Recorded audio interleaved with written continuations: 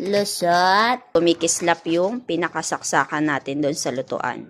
So, yung cord natin ay nag-init, kaya siya nalusaw. 10 amperes and 250 volts. Kung saan ko binili yung aking lahong, doon din ako nag-order ng cord. Ito yung ating cord, guys. Meron siyang dalawang wire dito, yung blue at pink. Naalis ko na.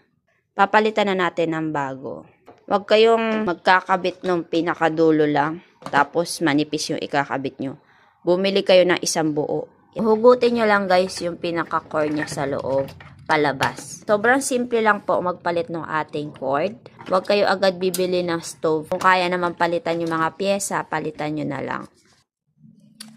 Pag pipili kayo ng cord, guys, kailangan same ampere and same voltage. May dalawa siyang pakpak dyan, kailangan makapasok yan kasi siya ang pangharang para hindi siya gagalaw-galaw sa labas. Nasunog yung ganito niya, guys. Goma yan pero pinalitan na lang natin ng electrical tape. Luluwagan lang natin to, guys. Tapos, sasalpak na natin siya doon.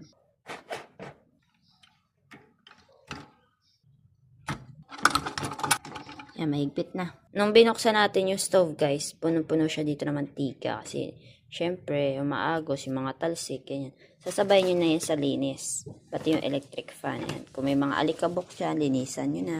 Bago nyo isarado. Close na natin. Umanda na tayong masabugan. Nasunog siya.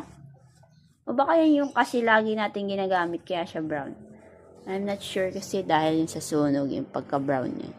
Or dahil lagi siya naiinitan. Okay, malinis ka na ba, toys?